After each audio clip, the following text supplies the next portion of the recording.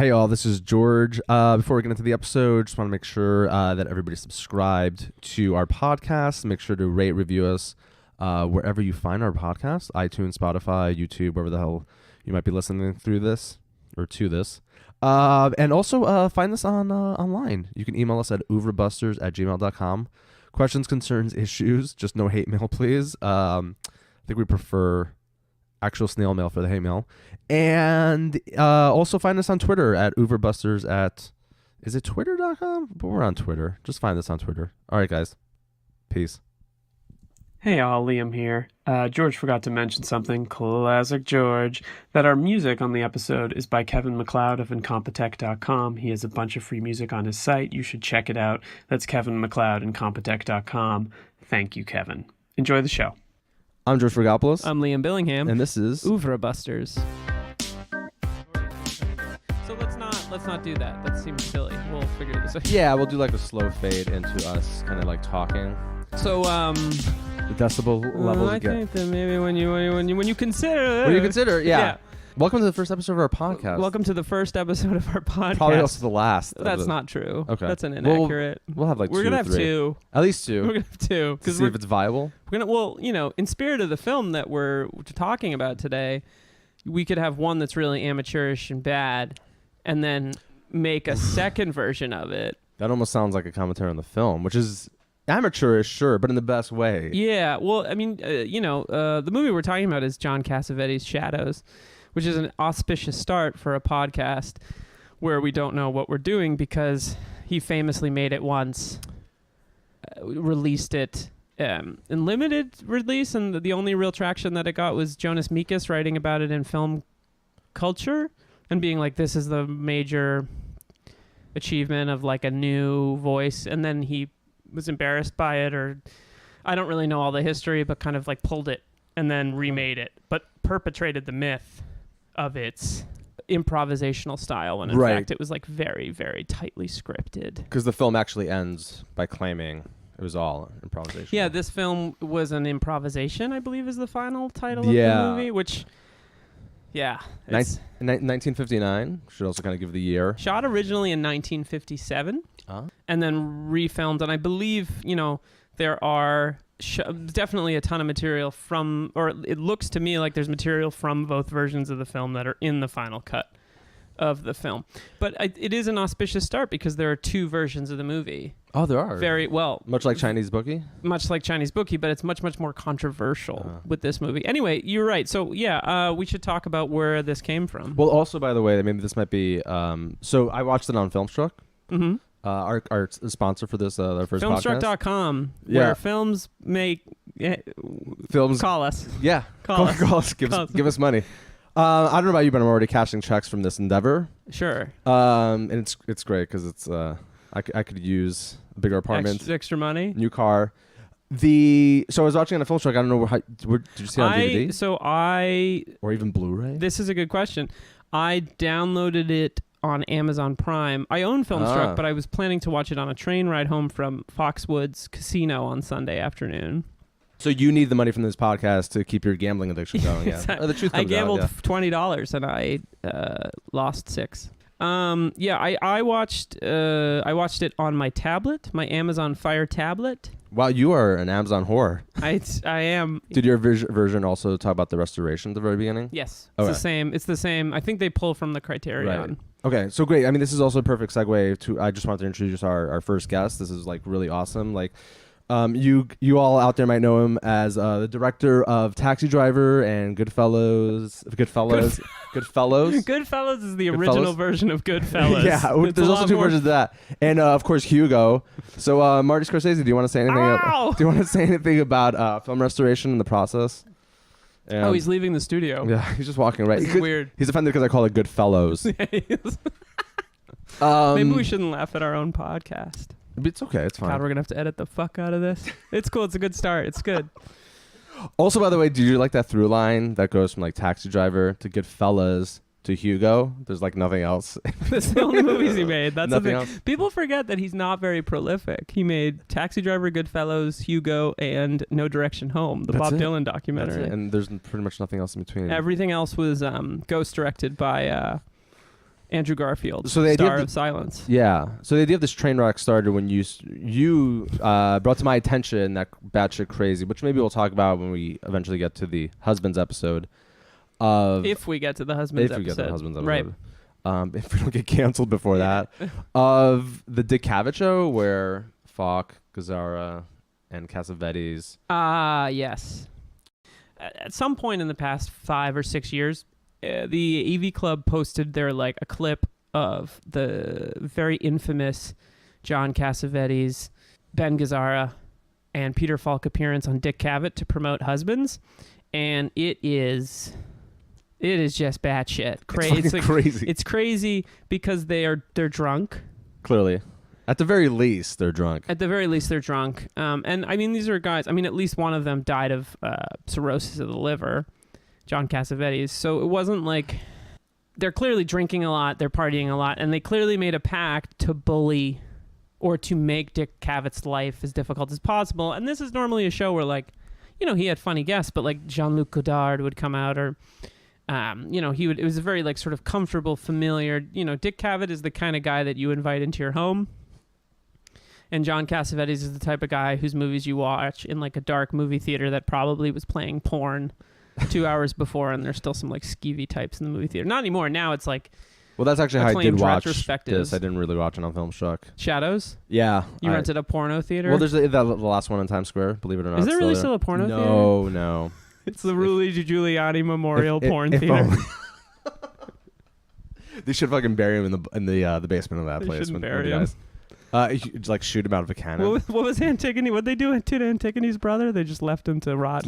Yeah, just let's. Oh, that would be awesome. We're gonna get canceled for making offensive statements. Holy shit! And then like Donald Trump is like screaming outside of like the city walls, like give him a burial, give him a proper burial. That would be fucking walls, the Mexico wall.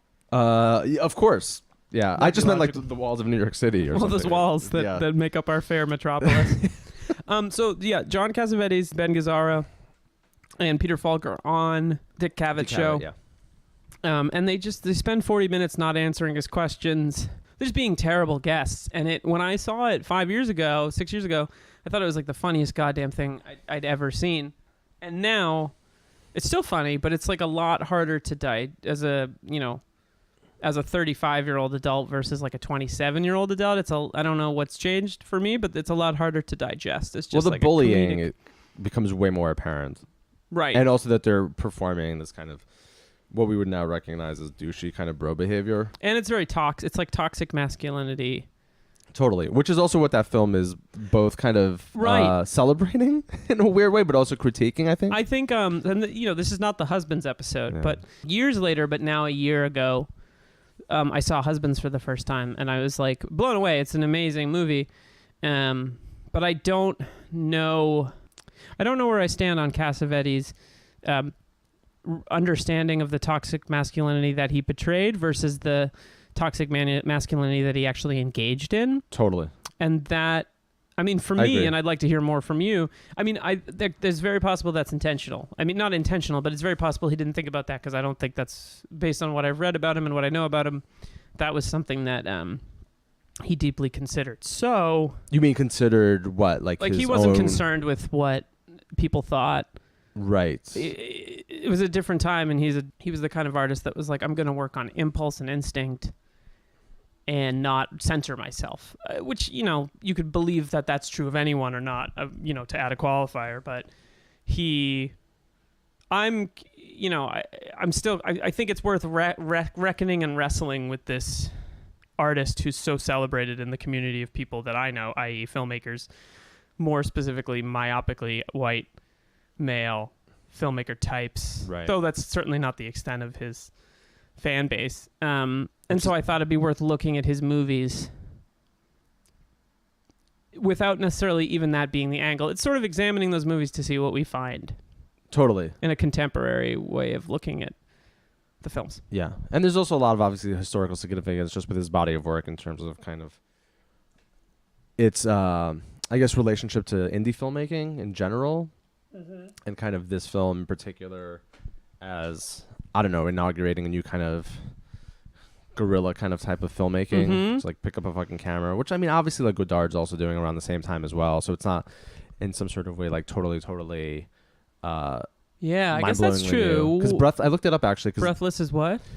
So you said this was filmed in 56? 56, 57. So I think Breathless came out in 60? Okay. I could be wrong. Yeah. But I looked it up, and they were only, in terms of release, and obviously there's something to be said about when they were made or filmed and then when they were released, but I think there's only a year separating these two films. I would guess that, and I don't know, maybe this isn't a thing, but I would guess that Jean-Luc Godard would have want very little to do with John Cassavetes' style of working, even though they probably had a lot in common. Yeah, that's really interesting. I did not think about that. That's a claim I have no right to make. But it's an interesting idea. There's just that one scene where, and I keep talk about mispronouncing names, potentially mispronouncing names of the name of our podcast. It's Lelia. Lelia. Yeah, I thought Leela. I thought for years. I thought Leela too, but it's Lelia. There's that one scene where she's walking around. It looks like it's Times Square, and she's kind of looking at all those ads, and it just reminded me of that scene of Godard, Breathless in particular, with Humphrey Bogart. Oh yeah. And that's why I was like, oh shit, there's like parallels here. But obviously, I'm not saying that Godard fucking watched this movie and was influenced by it. Oh, he probably did. I'm sure it was. I don't know. So I guess, to sum up the thing, I think we're starting with Cassavetes because there's a desire to examine that work and sort of see what that toxic masculinity. Well, not what toxic masculinity is, but there's it's sort of looking at it from a critiquing standpoint, and also looking at there's already a lot of ink spilled digitally and real ink on Cassavetes. It's ink, digital ink and ink. There's a lot of digital ink and ink spilled on John Cassavetes, so it's worth examining it and understanding that it's he would I believe, based on my intimate relationship with him, want people to think about the possibility that he was both the thing that he despised and the thing that he critiqued. Totally. And this film also kind of does present us with a variety of different really shitty masculinities. So do you want to, that aside, is there anything you want to add to why we're doing this? Oh, again, it's just for the checks, man. It's just for the fucking paper. I'm chasing that paper. That Cassavetes paper, that film paper. Yeah, if you don't mind now, our other sponsor, I'd like to read this ad from Stamps.com. Okay, go for it. Stamps.com. Folks, going to the podcast, going to the podcast office. Going to the post office is hard. It's hard, but you now have to wait in line. Serious question though: were audiences going into this film supposed to be like, oh, I didn't realize she was black? Is that something? So before we do that, let's break things down for our listener that hasn't seen Shadows. Right. Plebs. Had you seen Shadows before? I've not. No, and actually, I didn't see. Speaking of plebs, I'm the ultimate pleb. I actually had not seen any Cassavetes at all, other than him, and he was in the Dirty Dozen, wasn't he? Yes, he is in the Dirty Dozen. Of course, he's phenomenal in the Dirty Dozen. Phenomenal. Yeah. Which I think also was the peak of Greek American cinema, because it's Cassavetes and Telly fucking Savalas, Kojak himself. That's crazy. Yeah. We should mention that George is Greek American. With a last name like Fragopoulos. You hadn't said it yet. I hadn't said it. Well, maybe in the introduction, which we haven't recorded yet. Which we're going to do. So but you I had not hadn't seen a John Cassavetes movie. Correct. I obviously knew of Cassavetes, and I knew of like the legend, the myth, the legend. Have you not? You've seen Husbands and the link to the Dick Cavett interview that I sent you. And now Shadows. You've seen Husbands? I've seen Husbands. Okay. Yeah. So you'd seen John Cassavetes' movie. But only until you got me. Right. Was there a reason why I didn't go to Cassavetes? Had you ever gone internal racism? I really yeah, towards I was Greek Americans. Yeah, I'm just not. No, I'm kidding. It just got in the way of all my Michael Bay film watching.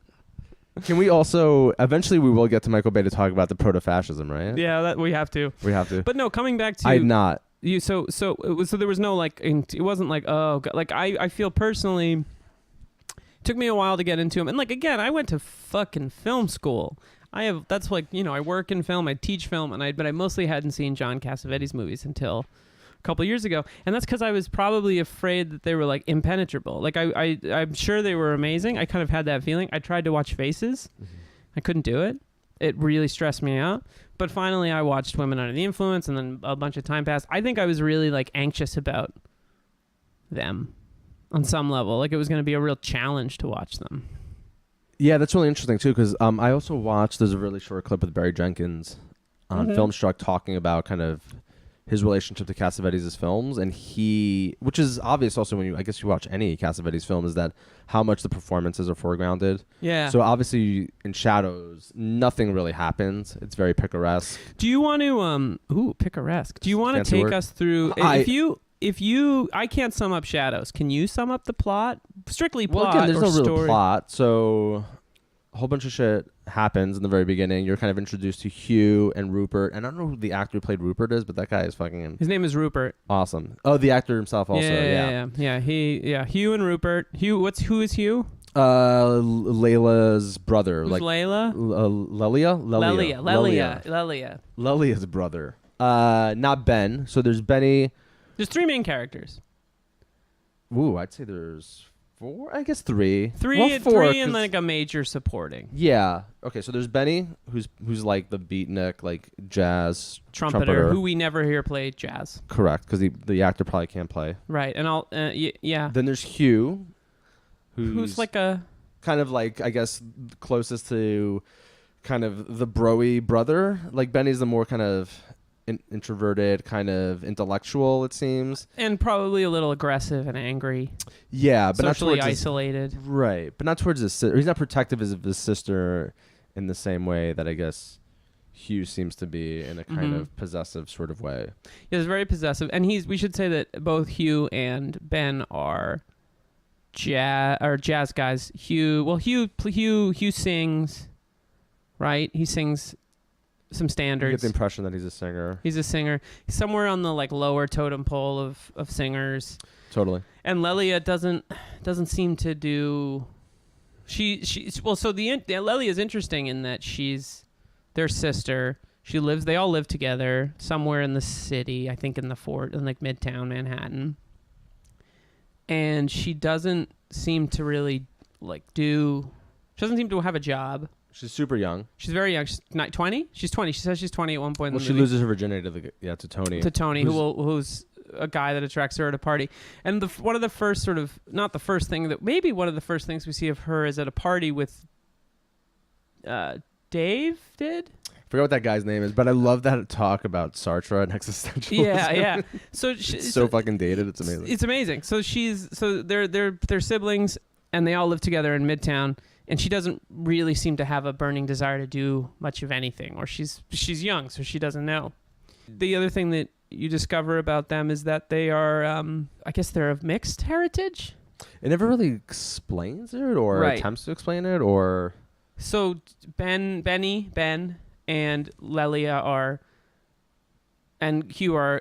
Well, Hugh's. I just thought they were supposed to be light skinned. Like that, they're very light-skinned, or it's unclear. And it's they're played never by white explained. actors, which should also kind of make clear. They are played by white actors, but Hugh is much more dark-skinned. Correct. And that sort of becomes an internal engine. If the movie has a story, it's the story of Lelia falling for Tony, who's also a musician. Tony is a musician? At least that's what my John Cassavetes textbook said, and by textbook I mean Wikipedia. Okay, so she falls for Tony, who's a musician, white guy, and who has a negative reaction when he sees that Lelia's brother Hugh is black, and it sort of sets off something of a story. There's really not it's sort of a film that follows 3 people as they change a small amount. Right. Through the course of an indeterminate amount of time. I also won't spend the entire podcast citing Wikipedia, but Wikipedia also told me that the inciting incident for this film was something that Cassavetes did in film school or an acting school? Class. He was teaching acting. Right. Okay. Somewhere Yeah. in the city. And that it's obviously like the pivotal moment in this film where again Tony finds out in fact that Lelia is black is meant to replicate or kind of. It comes from Cassavetes' this kind of moment in acting school for Cassavetes. Yeah, he was teaching an acting class, and something happened. I don't know what it was, but was he teaching it? Or he was teaching it. Teaching it. And he decided to make an improvised film with several of his students. And in between that, a whole bunch of just kind of crazy Yeah, shit happens, so mundane Ben shit happens. Yeah, Ben hangs out. Ben hangs out with two guys who are sort of prototypical bros, whose names are I believe, Tom and Dennis. Tom and Dennis. And I just love that scene where they go to the MoMA and they're And they go to walking around the sculpture MoMA, garden. and they're kind of broy, and they get into a very intense argument. Right. And there's also some professor bashing, I think, by Dennis in this moment, which I did not appreciate. There's some negativity about, this is interesting because Ben kind of, one of the things that's hanging over the whole movie, whether it's, and we can get into this, whether it's intentional or not. That sweeping arm gesture was really great for the podcast. Yeah, I just did a very sweeping arm gesture. I thought that another name for this podcast, which I'm sure somebody has already stolen, but like Faces Made for podcasting. Faces of podcasts. Yeah, or Faces Made Welcome for to our podcast, Faces of Podcast. Yeah. Which also, again, references Cassavetes. George Faceopolis is one of the co. That's definitely racist, but I'm gonna let it slide. Oh, come on.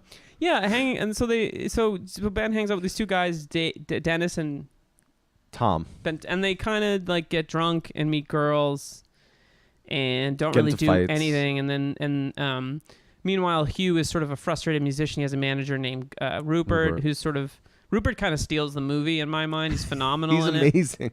And they kind of are dealing with the struggles of trying to find gigs, and that sends them to places like Philadelphia and Cleveland and all over. And they have a few scenes that are shot at Grand Central that are really nice. Well, that final scene, the final scenes at Grand Central, right? That like monologue that Rupert has, where he's kind of fed up with everything. And then Lelia has sort of this affair going on with Tony, who Hugh doesn't approve of, and it's hard to sum this movie up in a few sentences. Yeah, so what did you think of the movie? Overall, I mean, I loved it. Yeah, I thought I loved it too. There were moments that I could tell, and which I kind of appreciated. I mean, the rawness of it, and it's unfortunate that it's in such shitty condition, because you can tell it is kind of in very shitty condition. Right. But yeah, there's just kind of this raw energy to it. Mm-hmm. Some of it felt kind of dated to me, all the kind of the beatnik kind of stuff and like the jazzy kind of stuff. I feel like it could have been made yesterday.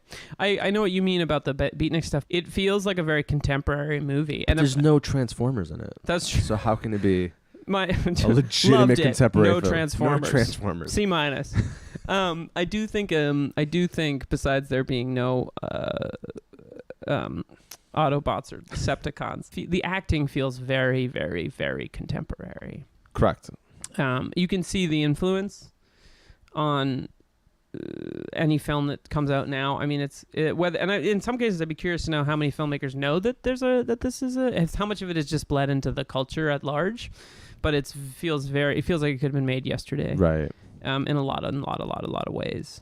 Which is also kind of, while I was watching it too, I was kind of amazed by, again, considering the limited budget he was working on, and I was like, how many 2 or 3 takes could he have possibly done with any of these shots? I'm assuming not many. No, I feel like a lot of it is first and second takes. I mean, he didn't know like how to make a movie. Like he didn't understand. Well, okay. This is where this gets interesting, because there's a lot of ink spilled on John Cassavetes, and ink. Yeah. And and I think that so why talk about it more except to say that I think that like we're maybe entering a period where there's going to have to be a strong reappraisal of some of that stuff, because sure, he was in 1959 he was probably 27, 28, 20. He was young. I mean, he looked 40 his entire life. Well, he was born looking like 40. He was born looking 40. Kind of like a Benjamin Button maybe kind of 1919 he was born. I can't really remember. But right. So he would have been like at the oldest. Well, let me look this up real quick. But there's a lot of people who sort of think like, oh, it was all very raw and all these things, and that's true, and it was improvised, at least the first version. But I just Googled George Cassavetes. 1929. So he would have been 30. Yeah. God damn it. You know what? I think I did look that up. And I thought the same thing, too. That's awful. I was like, fuck him. Fuck him. But I think he had a really, really, from that point on, he had like a really strong control of, like, to me, the thing that gets in the way of writing about him is the fact that everyone thinks of him this guy who had no plan and had no strategy and just kind of made movies and didn't think about it too much. And maybe in some ways that was true because he was foregrounded the actor, but this is a guy that had like an inherent ability to use a camera. He just didn't think in edits, which is how most filmmakers think, or coverage, traditional ways of shooting things. Yeah. There was a scene, I forgot where, towards the end, and I think it's in the apartment, and I think they're like walking through the apartment, and I was kind of struck by like it was like a legitimate like tracking shot, you know. It went on for like a solid minute or so. The tracking shot when it sort of moves over to Rupert and Hugh at one point, right? Yeah, right, and it's towards the end. Yep. Yeah, it's like in the last 20 minutes. And I was kind of like, oh, that's like a pretty fucking impressive shot. Mm-hmm. But there's incredible kind of rawness and energy to it, and it's clearly more about the performances. And there's like the intense close-ups obviously are kind of, and you know, speak to that.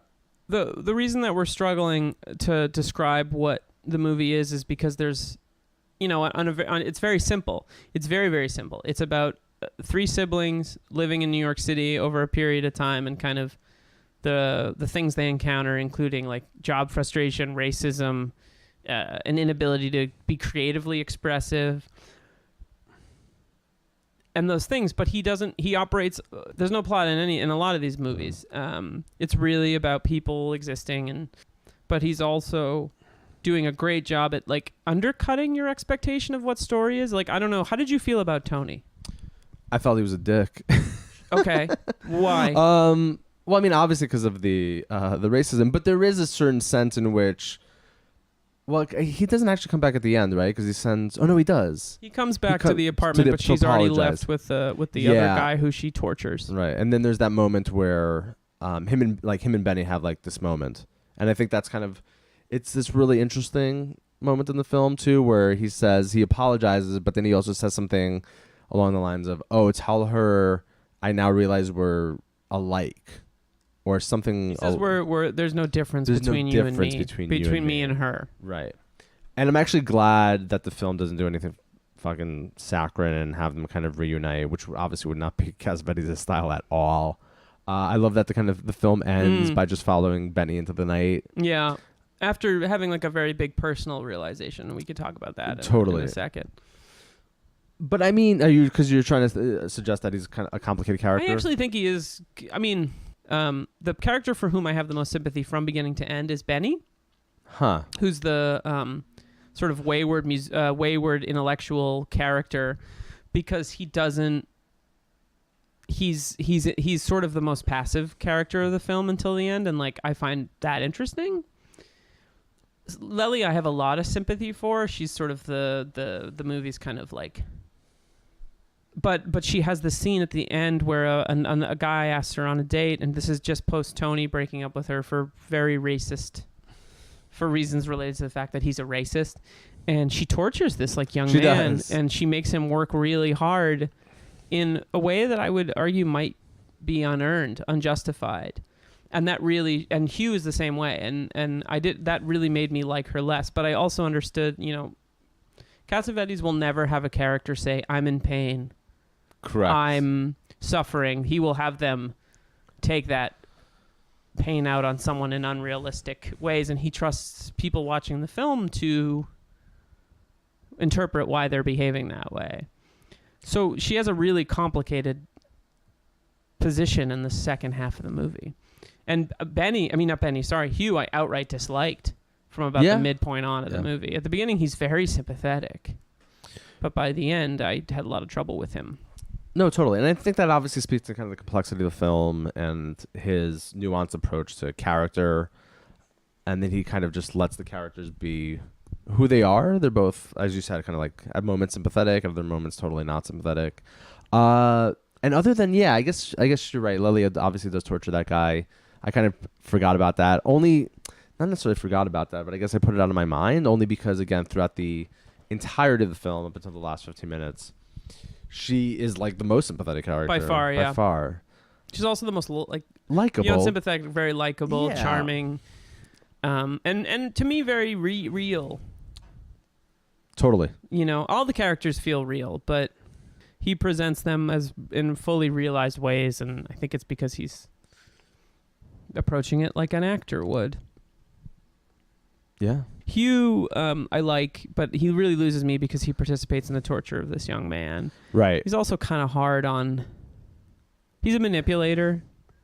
He hasn't gotten his marginal level of success without manipulation, which may say more about the system than it does about him. But yeah, I was just also turned off by the kind of, again, the bro-y, like, oh, just get the fuck out of here. Like, I don't want to talk to you. There was a certain kind of sense in which, and obviously he's responding to Tony's racism, which he senses, but it's really also interesting because they never really. No one ever says, you're a racist, right, Tony. It's very well done. Totally. That never, yes, exactly. That never comes to the surface. Do you think if this movie were made now, and I think that one of the things to really think about is John Cassavetes existing in the current climate. Do you feel like the delicateness with which they handle Tony's realization that Lelia is black would be quite so subtle? It's very subtle.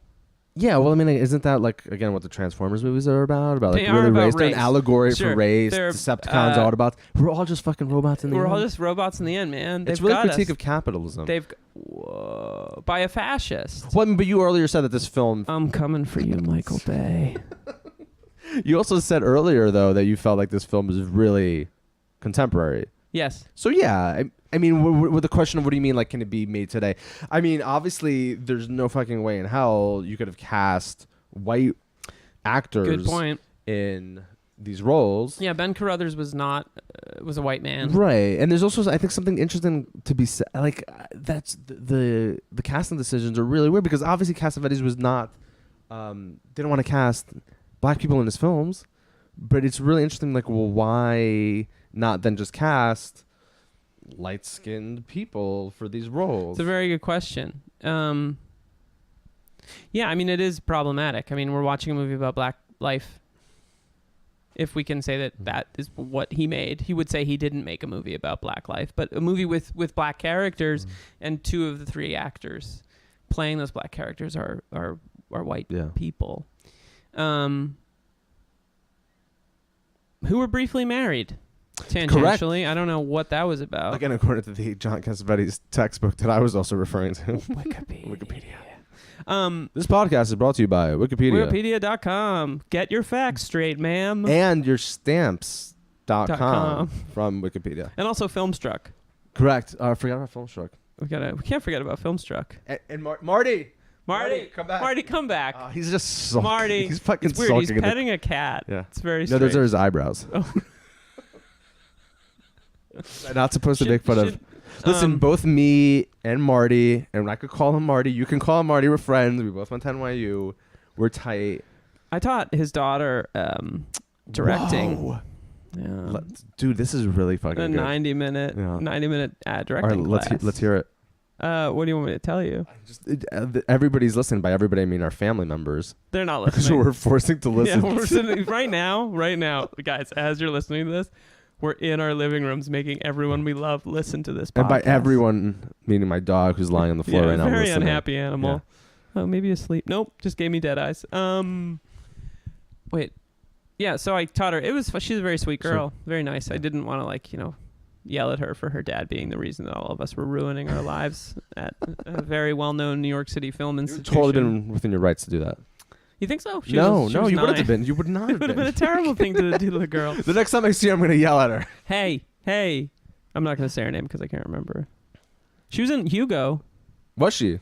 Yeah, I think just for a minute. Was she the titular Hugo? No, that was a different actor. Oh, that was a different actor. We also often forget that Sacha Baron Cohen was incredible in Hugo. Was in Hugo. He reminds me of not playing Borat too. He reminds me of a young Peter Sellers in that movie. Oh, and which people have said like nope, and I'm like no, that's like he could be the new Clouseau. I think. Do you think he? I think he'd be an incredible Clouseau. Yeah. I think once he stops making B- versions of what he did 10 years ago really really well, he should just make a goddamn Pink Panther movie. So we're gonna work through all of Cassavetes, all of Michael Bay, and then all of Colin Farrell, and then Blake Edwards and Colin Hanks, of course. Blake Edwards. Yeah. Welcome to Colin Chat. Welcome to Colin Cast. Colin Cast. Colin we Cast. need to talk about the name. We do. What the fuck are we talking? Oh, so I think it's worth to come back to the race thing. And again, Yes. two white dudes very informed on how to talk about race relations in America. But Ray Carney, who's sort of the foremost American scholar on John Cassavetes, wrote a book called The Films of John Cassavetes: Pragmatism, Modernism, and the Movies. And he also did the book Cassavetes on Cassavetes. Right. I think you sent me screenshots of the first one. I did. Maybe, Yeah. yeah. Someone gave me a copy of it recently, and I tried to read the section on shadows and tough reading. Ray Carney's a very controversial guy, and there's two things that are worth talking about with him. But one of the things that's interesting is when you go to his website, which is like really great 1998 Yahoo Is it level. a GeoCities? Yeah. He's a Boston University professor.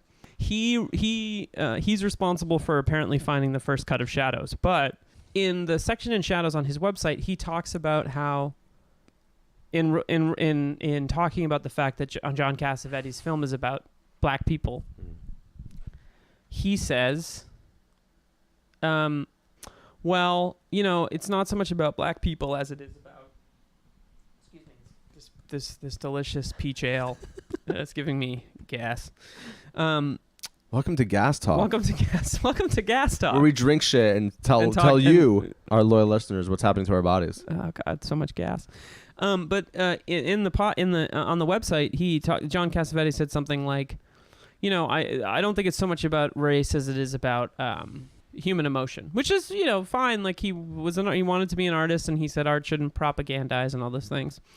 And then he says something to the effect, and forgive me, loyal listeners, if I'm misquoting, but he says, for a while I wanted to be a black man. Huh. Because to be a black man is to really be something. But now black men are no different from white men. And he said that in 1960. Yeah. And through my modern gaze of 2018, I had a lot of trouble with that quote. And I think, it could be the fact that was 48 years ago that he said that. But it's a good example of just like, what do you? I don't know. It's a very not troubling, but it's a difficult thing to read and to think a little bit about. Like, if we're talking about Cassavetes as kind of a smart film gene, in some ways kind of a brilliant filmmaker, maybe not the greatest person to speak on his own behalf. Right. Because other than the casting, which is obviously a huge misstep, especially kind of when seen, especially for a guy 2018, and also a huge misstep in the sense that this is a movie about actors, and yet he chose not to use actors that could reflect the true, a real experience, because they haven't had it. Yeah. But other than that, which again is a huge fucking misstep, it's a really progressive film. It's not dated, I think, in its critique of racism, in the fact that there are African American actors here who are just being themselves. There's no, it doesn't, in that sense, yes, it's not really about race. And I think that's also, I agree, really cool about the film. One thing that I think is really cool about the film is that Ben's two friends are these very, very sort of, as George pointed out, white bro-y guys. And I don't think they, the black characters never stop and say oh my God, we're black. Yeah, let's comment on that. They're just living their lives. And there's no moment where I kept expecting the bros to do something, say something, to be racist. I was wondering if there was going to be a moment of discovery where they find out that Ben is actually black. Yeah. Oh, that's a really good point. I and never thought about that. It never happens. Because I assume they did know that he was. I assume they did too. Yeah. But it never, again, not something that ever gets resolved. And you have to wonder how much of that is intentional and how much of that is just a byproduct of the movie that they made, if the whole film was in fact an improvisation. Mm-hmm. But it's not. It is a inciting incident in the story, but it's not. Is that the inciting incident according to Wikipedia? The confrontation with Tony, you mean, or Tony's Tony's uncomfortability with the fact that yes, the woman that's kind of that he loves, which comes, again according to Wikipedia, 50 minutes into the movie, which again speaks to the fact that there's no real plot, and also their romance they're literally on screen together for 20 minutes. Yeah, in a 2-hour film. It's also their whole romance is very suspect, because he tells her he loves her the night he, it's clear to me at the beginning. Right. I never know how Tony truly feels. She loses her virginity to him. My tendency is to think he's a lying sack of shit. Right. Well, because there's that moment where she kind of says, "Well, what do we do now?" And he's like, "Well, what do you mean? What do we do now?" Yeah, after they've had sex. And he says, "Do you want to live with me?" And she says, "No." She says no, but doesn't she also say something along the lines of, "Well," I kind of forget. She cuddles him a little bit. Yeah, but then also she's kind of freaked out too, which is kind of interesting. Yes. Where she kind of says I just want to go home, but she said something really powerful about just kind of. I don't know, there's a certain sense in which she's obviously like not totally there. She's not digging it. Obviously, it was consensual sex. And he's not digging it either. Yeah. And I don't think it was. I mean, although he tries to comfort her. I get the sense that it's not the best sex of anyone's life because he says something like, "Next time it will be a lot better." Well, I think she says it sucked. And then when they go home, she invites him up, and he's like, "I should go." No, he says, "I'm going up with you." Right, yeah, and she's like, "No, you don't have to." And then there's that really funny exchange with the cab driver who's like, "Make up your minds." And also that the cab ride costs a whopping 75 cents. Oh, that's right. I was like, "That's not $75. That's what it would cost now." Yeah, it was 75-cent cab ride. Yeah. Apparently, he lived half a block away from her. But they Apparently. decided it was really dangerous in New York then, so they decided to take a cab. It was 1959. It was lawless New York. So I think, it's dealing with race. It's not about race. It's definitely progressive. And I don't know that it would be fair to critique words said 50 years ago by a guy who I think who quite frankly liked to talk about himself. Very much so, yeah. Very obvious to me. There is one thing that I think it's a really simple movie, and it's an externals, like in the sense that it doesn't have much of a story. But I think that the simplicity of its execution speaks a lot to the depth of what else is going on. It's not a movie that explains how people feel. One of the things that's interesting is that Carney talks about in the book. You might not notice it, but when you rewatch John Cassavetes' movie, you notice that he lingers on people's faces a lot longer, a few seconds longer than someone else. It's really about internal stuff going on, and it's very cinematic in that he allows the audience to kind of make up their minds and feel. Well, there's that, and for example, there's that. We should also maybe say that we have the film playing in the background. Yeah, the film is playing in the background right now. But I totally forgot also that there's this beautiful kind of almost. Well, there's a close-up, right? The camera zooms in a little bit on Lilia's face when Hugh and Rupert, right? Hugh and Rupert come back and confront Tony. Yes. And there's just so much in her face because the actress totally kills it. And he does a great job of, again, realizing that film is really much about expression, or it can be, obviously. And then there's this guy David, and he's kind of the scene that's really difficult in the film is the scene where Davy comes to pick up Lelia for a date, and the whole family's home plus Rupert. Rupert is Hugh's manager. Rupert's fam, and they're all kind of dicks to him. And there's this moment that's on the screen right now that I forgot about, where he tries to tell Hugh how to sing a song. Oh, right. And he's kind of like, "No, you're not singing it right." And to me, that's a nice moment because. I think that there is a bit of critique in John Cassavetes' approach to these characters. Benny is the kind of guy who talks a big game and does nothing. Hugh is the sort of C-list singer that gets gigs out of town where he gets kicked off not allowed to sing. And Lelia who hangs out with intellectuals but doesn't really engage. There's a guy who actually does sing and is in a choir and does these things, and they instantly reject him. They're like, "You don't know what you're fucking talking about." And that's an interesting moment because I think John Cassavetes is critical of his characters as much as he is maybe cares about them. I think he accepts them as who they are. It's a powerful moment. It challenges your own perception of the people that you're watching, and you can draw a line between that and last night Emily and I watched the first 15 minutes of Sharp Objects. Oh yeah. On HBO. What'd you think? I turned it off. You done? It's too. Was it the editing? The editing is really kind of off. The editing's I really enjoyed it, but the editing. Did you watch the whole show? Yeah. See, I don't know. I can't. I'm just tired of HBO needing to be disturbing and troubling to do prestige television. Really is starting to wear on me. I'm also glad you said that too, because there's definitely this. While you're watching it, there's this thing in the background. I was like, "Oh my god, this is so fucking edgy and cool." Isn't it intense? She cuts herself all the fucking time. And it was kind of a turnoff. Does that happen? Oh, yeah. You only watched the first 15 minutes. Yeah, first 15 minutes. I got to the flashback where she sees the boys shooting the guns in the woods, and I was like, okay, bye. Bye. Although I will say something, though.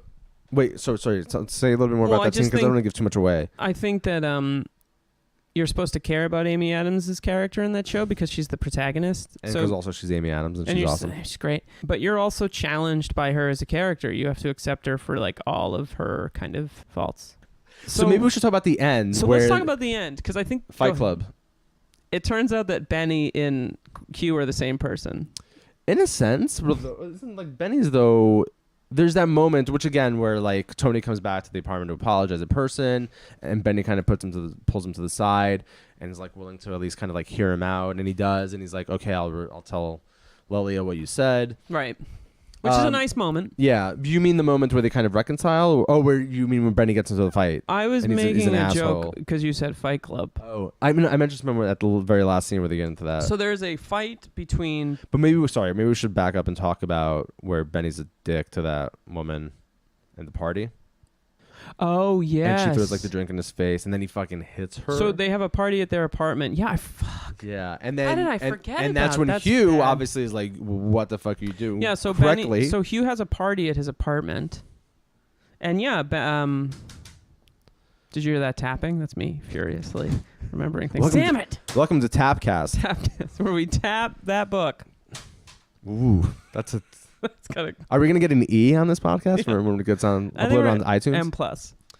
Is that a rating? This is the Night Trap of podcasts. The Night Trap. Welcome to Night Trap Podcast, an oral history of Night Trap.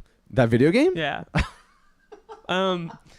Anyway. Can we maybe just talk about that video game for a second? Do you guys like that we're making jokes about the name of our podcast that you're Dana Plato. Dana Plato. We've talked about this. We have talked. Because there was a day where we hung out and you were like, what'd you do today? And I was like, I read the oral history of Night Trap. Right. And I definitely fucking went back and I read that. Not like via Wikipedia. Yeah, the John Cassavetes website. Yeah. Of course, the John Cassavetes. Renamed in John Cassavetes' honor. Yeah, though John Wicca. John Wicca. You guys still listening? From now on, guys. Yeah. Our family's still listening. Our family's still listening. My dog's still listening. Yeah, the dog's. Yep, still alive. She doesn't have a choice. So Benny acts like a dick at this party. Hugh throws him out correctly because he hits a woman in the face. Does, yeah. Because she wants to get him to have a drink. He doesn't want to drink because he's being a surly asshole. Because he's a surly piece of shit. Have you ever felt like that at a party? Not like where you've hit someone, but have you ever gone to a party and been in the corner and been like, "Fuck this." Dude, all the time. Yeah, all the time. Yeah. We also forgot to mention that Benny also inappropriately wears sunglasses at night. Yeah, that's weird. Which I think is where Nicholson stole that aesthetic from. Which a lot of people haven't pointed out. And I'm sure he's listening to this podcast and he's going to write an angry email right now, or at least tweet at us. And I know he's not on Twitter. Jack.nicholson@gmail.com. I know he's not on Twitter. Is he not? I don't think so. Well, then at some point, Benny comes back to grab some shit, and they sort of reconcile. But he won't let him leave, and it's. But they don't talk about anything. They just sort of like agree to love each other again. There's really which is probably real life. Yeah, I mean, talk about it. I mean, what's there like? I mean, obviously, yes, you should have said, "Hey, what you did was really fucking awful." Probably shouldn't have hit that woman in the face. Right, but they do reconcile. They do. Where's Lelia at that point? She's not. Isn't she out on a date? She might be out on a date. Yeah. She's out on the date. And that's when also at the very end, Hugh like runs away. So then they try to catch the bus to Chicago. Hugh and Rupert. And Cincinnati. But one of the gigs falls through, and that's when Rupert like has his shining moment. Which is on the screen right now. Where he gives this monologue about how fucking difficult it is. And about like what the fuck are they doing with their lives. It's very hopeful. It is. Well, it actually ends with Hugh kind of reassuring Rupert and saying, hey, you're the best manager in the world. I'm the best singer in the world. Let's fucking do this. And then they drop the mic and get on that bus, which I'm not going to do. Please don't, because I don't own that mic. Because you don't own these mics. And then we get the final scene. Where Ben E. Which is how you have to pronounce it too. Ben E. Ben E. Yeah, Ben E. What Benny? Tom and Dennis. Tom and Dennis. It's amazing that you remember this.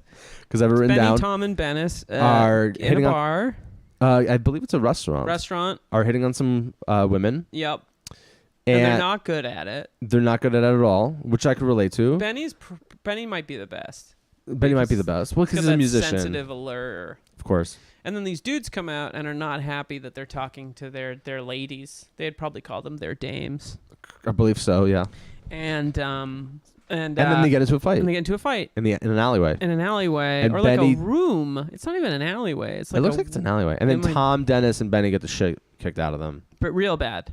Real bad. Reminded me of Good Will Hunting. It reminded me of the fight in Good Will Hunting. Well, also because there's all that apple talk right before the fight breaks out. It's like, do you like apples? Like, what do you mean? What kind of apples? And then the other guy's like, Granny Smith's like, what the fuck? Well, and then there's that whole bit where he's like, of course that's your contention. You're a first-year graduate student. You probably just got finished reading. I'll do the whole thing if you want me. Let's go. I can't. That would be fucking amazing. It would be incredible. But they get into a fight, and then I don't know if you noticed this. You probably did because I noticed on the tablet. It says "fuck you" on the wall. Oh, I did not notice that. And it says like the position of the guy who's beating the shit out of Benny. It says someone's like written "fuck you" on the wall, and you gotta wonder, like 1958.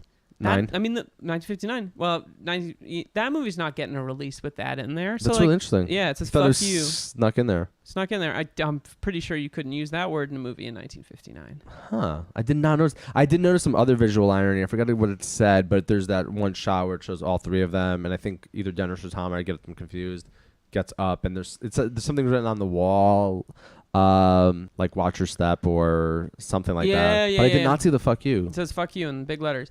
So the next scene, and I actually think that if I can art this part's weird when they're walking around like that's not an exaggeration. That's actually audio directly from the film. I put the microphone up to the TV. And clearly that's where the Muppets got that from. Yeah. They then go to another place and they have some beers. And they're sort of nursing their wounds. And they reminisce about their fight. And they talk about the fight. And one of them's really philosophical. It's like, sometimes you get your ass beaten. Sometimes that's just life. The dumb one is philosophical. Yeah. But then Benny says something about how he's like tired of this thing and of this happening. And he has this line that's like, I don't want to be schmaltzy or sentimental, but like, I don't want to do this anymore. And I don't think I think that that's like a pretty clear character arc. He goes from being a guy who's kind of like passive, not in the driver's seat, and to that moment, and then in the very next scene, one of the guys goes home, the other goes to buy like a newspaper or something, and Benny just walks into the night. So it's a very clear character arc for this guy. Yeah, but what do you think he turns into? You think he turns into like one of the husbands?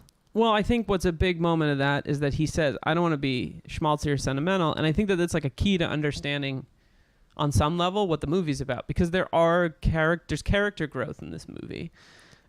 They all grow and change, but it's Lelia? Not broad. Yeah, I think Lelia does. I mean, I think you're remembering that. So after she gets she has sort of this torrid relationship with Tony. She goes on a date with this guy, and he kind of sees right through her, and he's like, "You are not a mean person." Oh, that's right. At the very and they're dancing, and like she's sort of at a certain point they stop talking and they just dance. She's clearly shaken by what he has had to say about her. There's never a moment where she says anything, and maybe some of this is me looking for it, but I think that all of these characters change in some way, and they don't ever broadcast it. And I think it's worth thinking about what movies were like at this point and what most people were seeing. Yeah, but I also wonder to what degree, and I don't disagree with you that the characters do change, or at least some of them do. I just saw the "fuck you" on the screen. You're right there. You were not right in that. Yeah, you were not in that. It's like Catcher in the Rye. Remember? No. You remember? You never read Catcher in the Rye? I haven't read it in a long time. Well, I have 30 copies there on the wall if you want to take one of them, but just don't take the rest. What's going on with that? Yeah, I just don't ask. Just the thing. I was in a special program. This thing with Jodie Foster and Ronald Reagan. Next time it goes on back. Conspiracy Theory podcast with Mel Gibson. So the thing about the characters changing over time.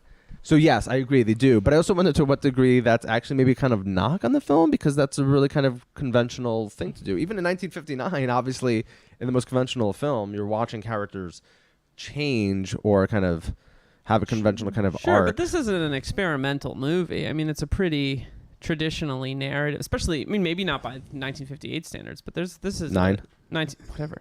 This is a conventional movie. I'm surprised you'd say that. Conventional in what way? Well, there's characters just and they change.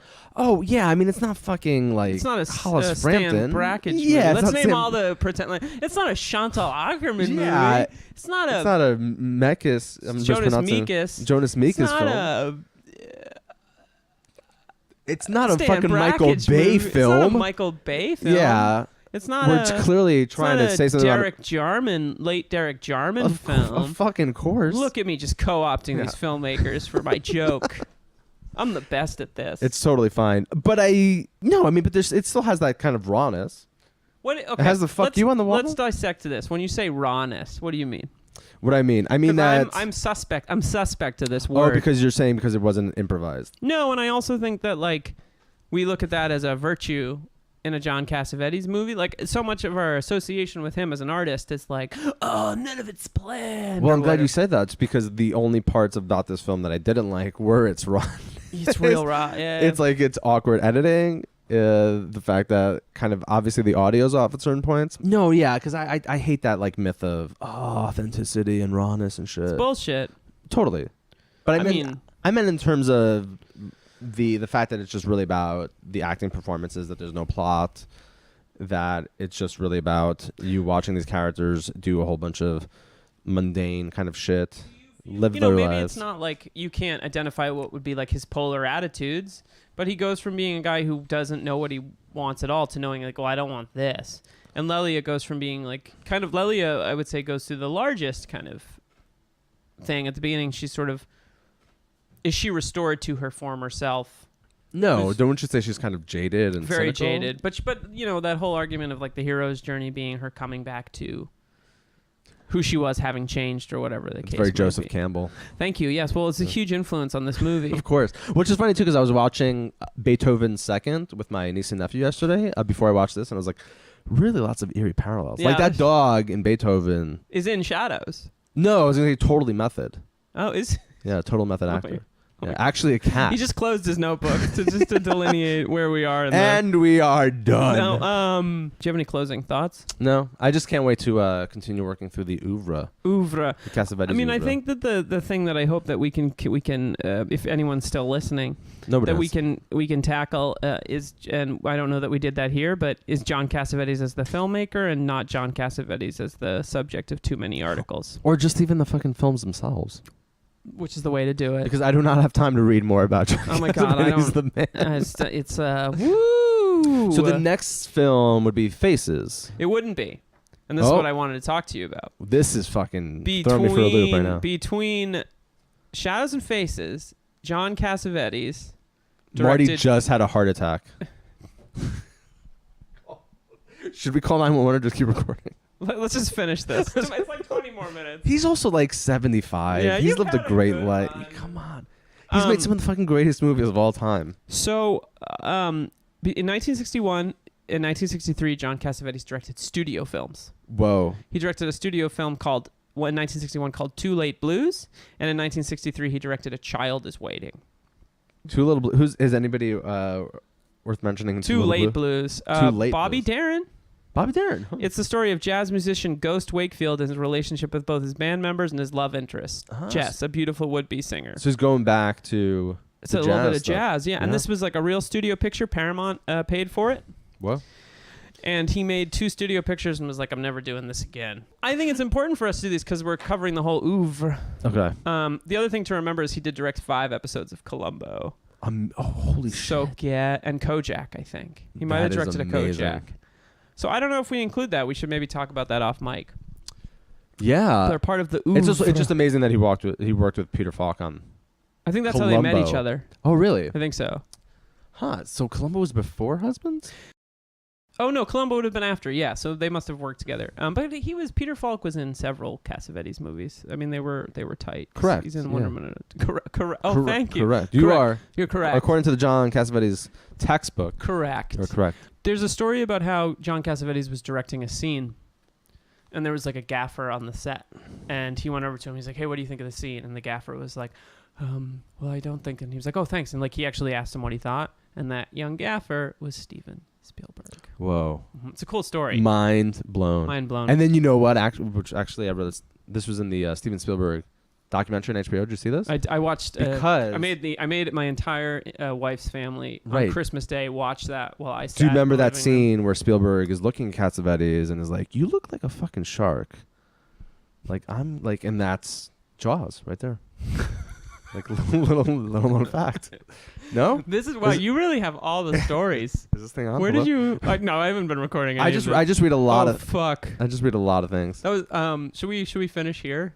Okay. Well, Thanks. this is George Frigopoulos. This is Liam Billingham. It's We're called, sorry. We're sorry. We're Yeah. sorry. The podcast. All right. See you soon.